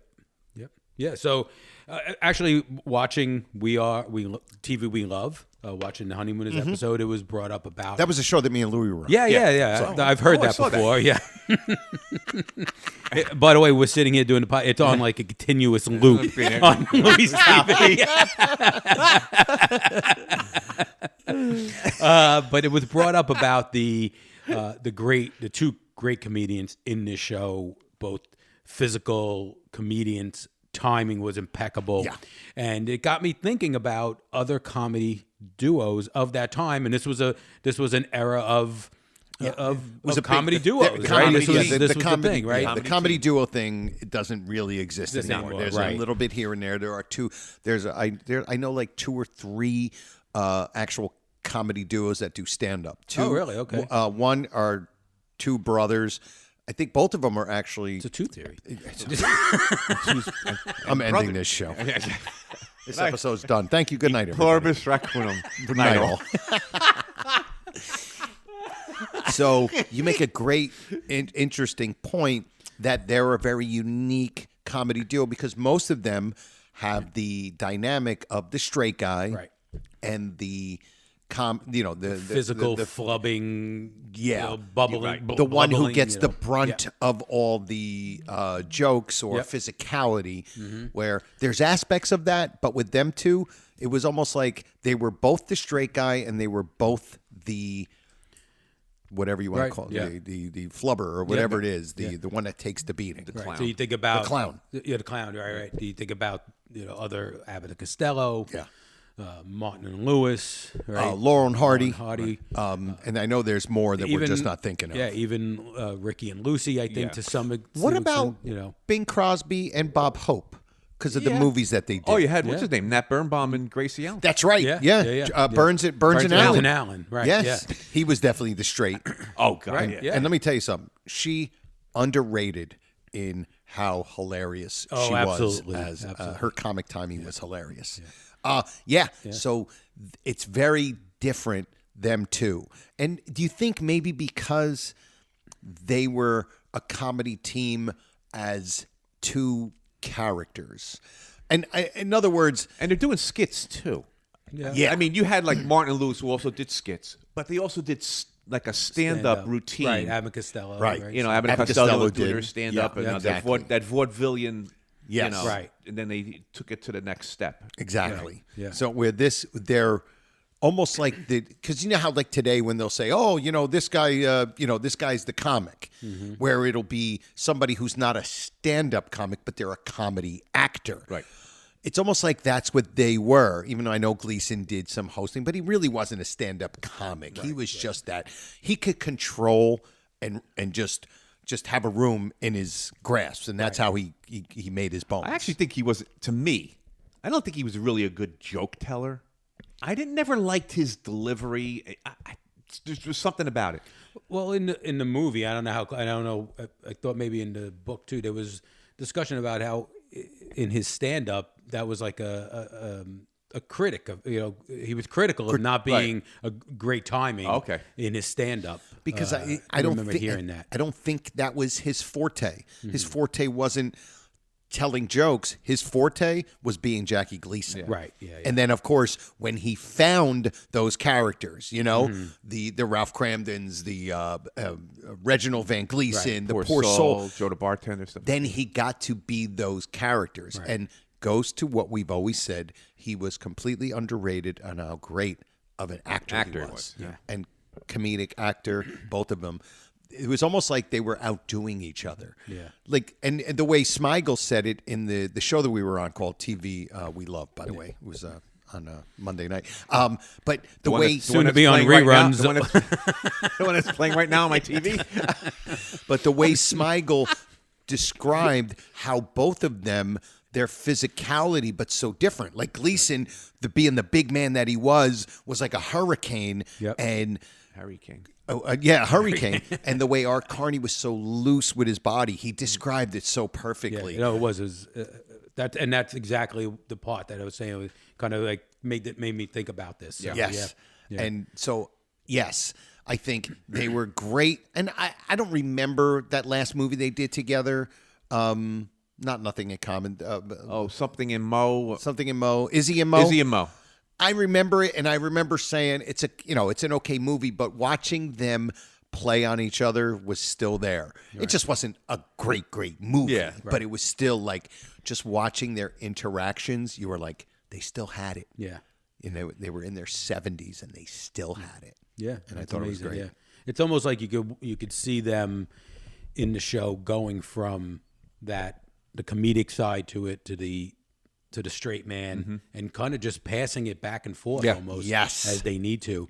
Yep. And as I said before, I think that the writers interjected a lot of secondary characters as the straight man in some cases. Like I think to me, Audrey, when the three of them were there, Audrey was the straight person. Absolutely, yeah. Because I think the mother-in-law is the straight person to some extent, right? And if you think about Freddie Muller's the straight person in so maybe that goes back to the writing. Because think about it, that's why most of those teams worked, because you had the straight person and then you had the clown. Right. If you had the two clowns, it doesn't work. If you have two straight people, obviously it doesn't work. But with them two, again, it goes to the writing and their physical and their acting talents. Yeah. And I think it supersedes all of it, and that's in one big ball. Mounts to what? Mounts to what? No, see, traditionally they don't come across as the comedy team, Right. 'Cause every time you think of comedy team, automatically Abbott and Costello, 100%. Yep. And they did the physical, the little half-hour show, which I love. Yes. And season 1. Yeah, season 1. Season That would 1 be of that season show, 1. yeah. Yeah.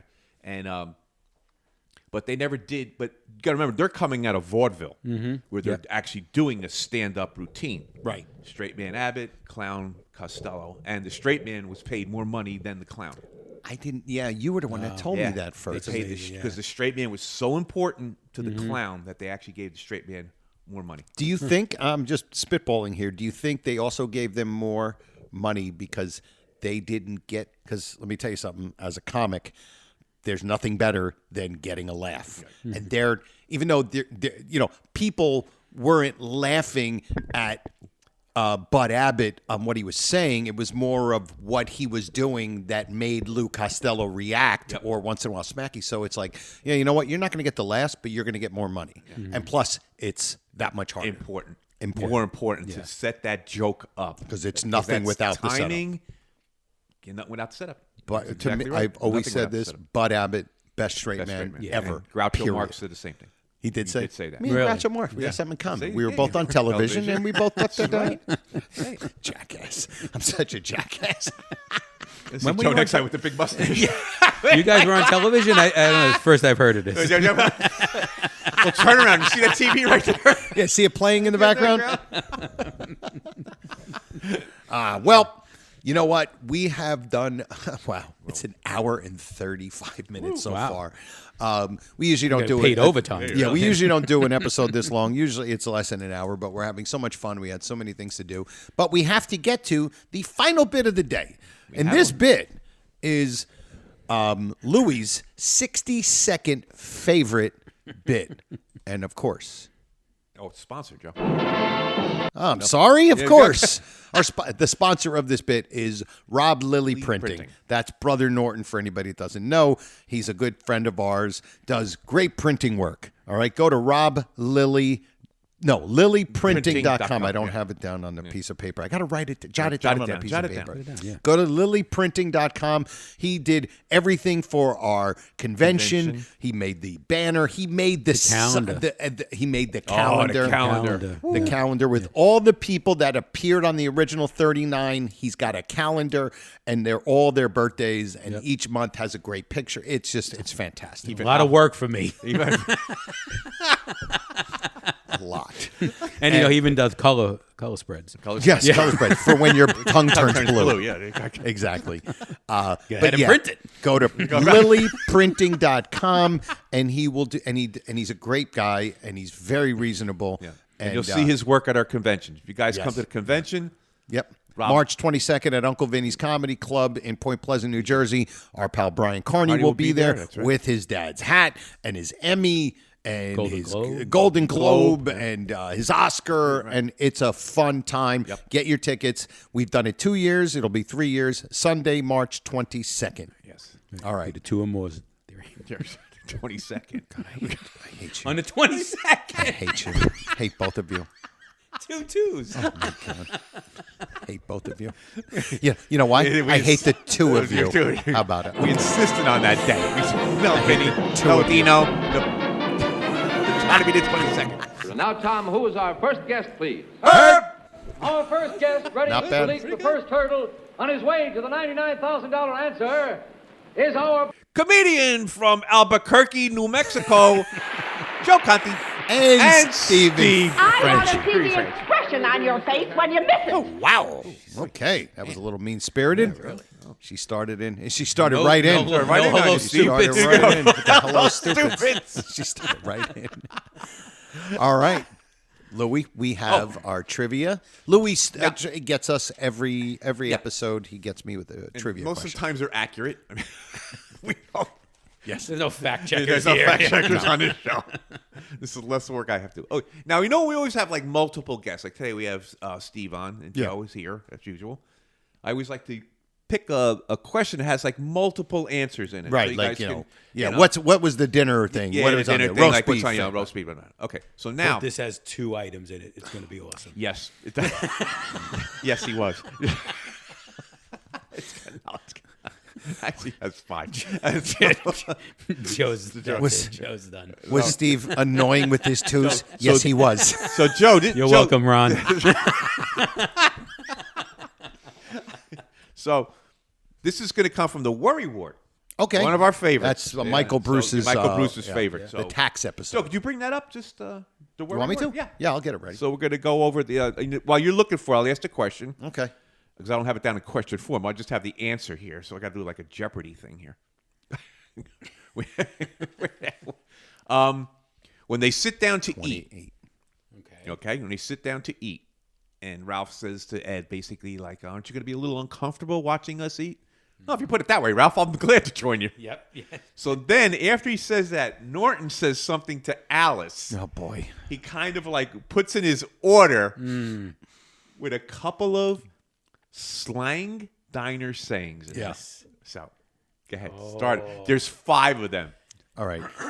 Spaghetti and meatballs, which is not one of them. Yes, it is. That is spaghetti and meatballs. That's one of That's them. the first Okay. one. That's one. He That's goes, he one. goes, Hold the mayo. He said, hold the mayo. That's 2. Okay. And the shoot. Go ahead. You're on it. You're on It's it. You're there. It's shoot is in there. Yeah, it's spaghetti meatballs. Hold the mayo. Well, hold the mayo's last. Hold the mayo's last. He goes spaghetti and meatballs, and then keep on that spaghetti and meatball thing, Right. because then he says something about. Oh, marinara. Right. Okay, what did you say? Marinara. Hold the shoot. No. Extra marinara. No. Close. No. Actually, the opposite. Light on the marinara. Light on the marinara. That's right. Okay. Light on the All right, marinara. so we have spaghetti and meatballs. Right. We have light on the marinara. Light on the marinara sauce. We have hold the mayo. Hold the We got mayo. the mayo. I got that was the last one. Now, you got part of the shoot one. What does Right. he say? Because I know, I just know that he says the word shoot. Right. And because I don't know old phrase. I even looked this one up and I couldn't find it. Couldn't find it. Oh, wow. Heavy on the shoot. Heavy on the shoot. Heavy on the shoot. Don't know what it means. And I looked online and it came up with 55 diner slang sayings. And not one of these was in there. Wow. Heavy on the and shoot. there's Shoot. There's one more. One Wait a minute, hold more. on. Hold the mayo. Something about cheese. Light on the marinara. Okay, got spaghetti and meatballs. Light on the marinara. Heavy on the shoot. One with I'll give you half of it because it's tough. Okay, spaghetti and meatballs. Light on the marinara. Heavy on the shoot. One with the something on it. The main word. I'm not going to give you the main word, obviously. Oh, my God. One with a blank on it. Wow, I'm drawing a blank. I'm drawing a blank. I have to give it to you. Go ahead. Feather. That's right. One Something with feather. Yeah, one with a feather on it. Oh, the mayo. Right. And so play it, Joe. Play it. Oh, Yeah, yes. play I'm it. sorry. So is that the feather? Is that like was there a Yankee Doodle reference there? I don't know what that meant. I mean, I don't know if it meant in a diner like to go or something. Put a feather on it and like a bird taking off or something. That wasn't in the. No, I wasn't in there either. Yeah. Got it. There we go. There we go. Well, aren't you going to be a little uncomfortable sitting here watching Alice and I eat? Oh, thank you, Ralph. Thank Put you. it that way, huh? I'll be glad to say. All right, now, I'll have a little order of spaghetti and meatballs, light on the marinara, heavy on the shoot, one with a feather in it, hold the mayo. I thought you already ate. That's great. I love doing it. Dizzy When you do Dean both the warms up in the bullpen before the game, but he still pitches. There you go. I mean, Oh, Dizzy Dean was retired 7 years. that is Two a bullpen. great. That's such Bullpen a, is a two theory, The right? bullpen. Yeah. that Pitcher is wins over the bullpen, such still pitches. a great trivia. That was question. well, that's a good one, right? You know what? You hear that 1,000 times, and I guess I never understood what shoot was. Yeah, so shoot. Maybe someone out there. Yeah. I tried. I mean, I'm not Gary I'm or- not a or good one of Google these guy. I guys. don't even know how to use that. You know, but I tried, and I figured these are diner slangs, Right. You know, know what? They didn't come up. They didn't come Hold on up. a second. Why is this? Here we go. A hem and a hay. And a ham and a hay, $4.95. I'm trying to understand an old phrase that is used in the diner, and it says something about heavy on the shoot. Do you know what that means? I think you're referring to an old diner or cafe phrase. Heavy on the shoot likely refers to a request for more of a specific ingredient, often a condiment or sauce in a meal. For example, if someone orders a burger and asks for heavy on the shoot, they might be asking for extra ketchup or another sauce. It's a fun colloquial way of saying they want more of something. That was Ron Albanese, everybody. This is the educational part of the podcast. Yes. Normally, I'm all confused. I don't. So see, there it is. Wow. There it is. So Yep. wait, so he asked for light on the marinara, and but it then goes heavy on the shoot. So what did you want? Less marinara or more? That's hilarious. And I think that's what I was thinking about cheese. Maybe he was talking about cheese. Cheese could be. But he doesn't say Well, cheese. piccalilli or so- chow chow.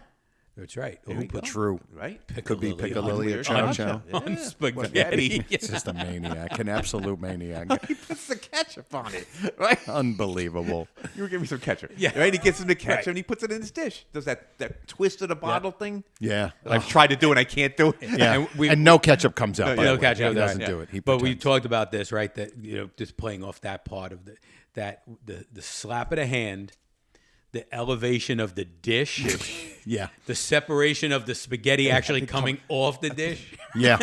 Exactly. and Norton's hand as it kind of like goes up with everything. Alice is like in shock. So perfect. Yeah. Yeah. That's that. You wonder. That's slam. Yeah. You wonder, like in the practice. So obviously, maybe they didn't practice, and it says Ralph slams table and blah blah blah. So the guy filling in for Ralph, Right. Hits the table Yeah, lightly, and here he comes, all 300 pounds of him coming down on this table. And think about the weight of that furniture for him to move that. Right. Yeah. That furniture had to weigh about like 600 pounds.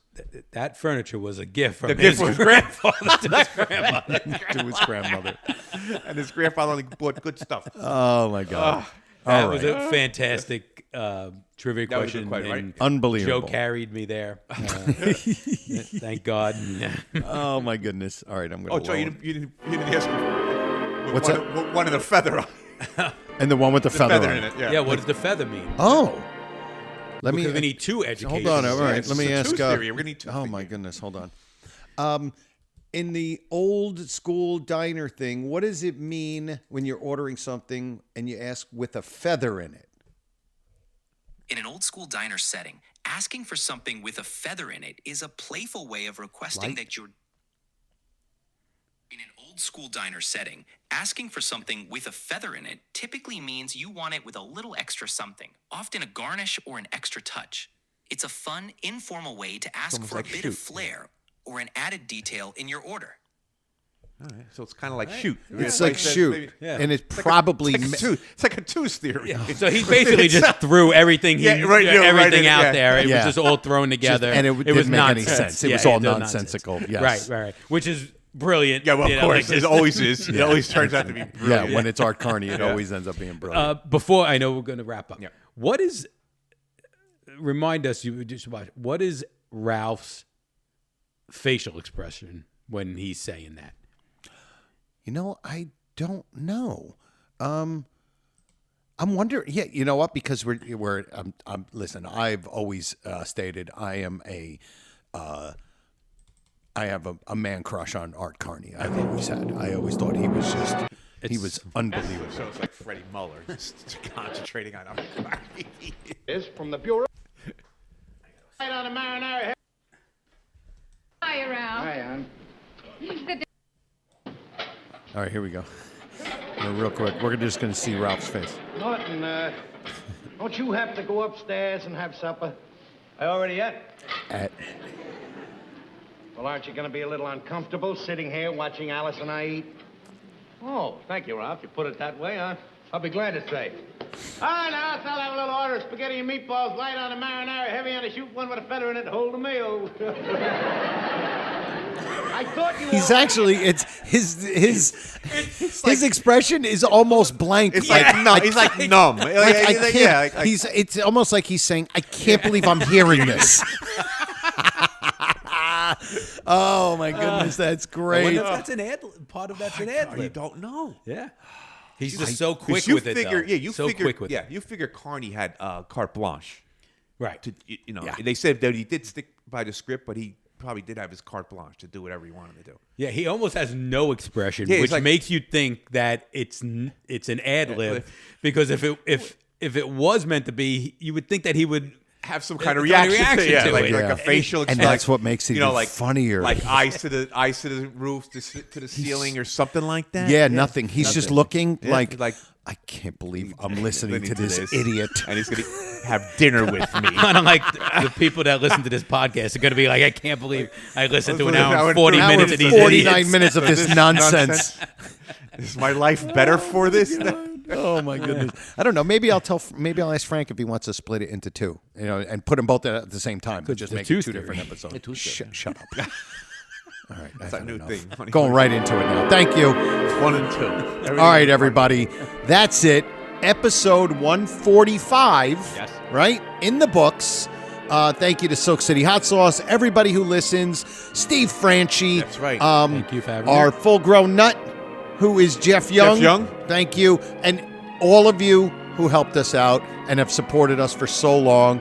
We couldn't have done it without you, man. All of you full-grown nut fraternity members and future fraternity members, thank you so much. Share episodes of our YouTube videos or just share an episode with some of your friends, in the sewer or at the bus depot. And if you want to follow me on all my social media platforms, it's Joe Conti with an E-comic. For me, Joe Conti, and my pal Louis Fats, we say we'll see you next time. Just a little note, everybody. If you guys want to catch up, the newbies, start around episode 60. It gets good there. 60? Yeah, 60, yeah. 60, yep. It starts to really kind of get going. Yeah, get going. So, but yeah, I just have to pause that real quick. Thank you, everybody. We really appreciate it. Thank you, Steve Franchi. Thank you. Thank you. We should do this again sometime. Yes. How about tomorrow night? Yes. So, yes, episode 145 in the books. For me, Joe Conti, Louis Fats, and Steve Franchi, we say we'll see you next time. E pluribus raccoonum. Night all. Good night. Good Thank night. you. Good night. We'll have to do this again real soon. How about tomorrow night? This has been a non-productive media presentation. Executive producer Frank Hablawi. This program and many others like it on the Non-Productive Network is distributed under a Creative Commons Attribution Non-Commercial No Derivatives license. Please share it, but ask before trying to change it or sell it. For more information, visit non-productive.com.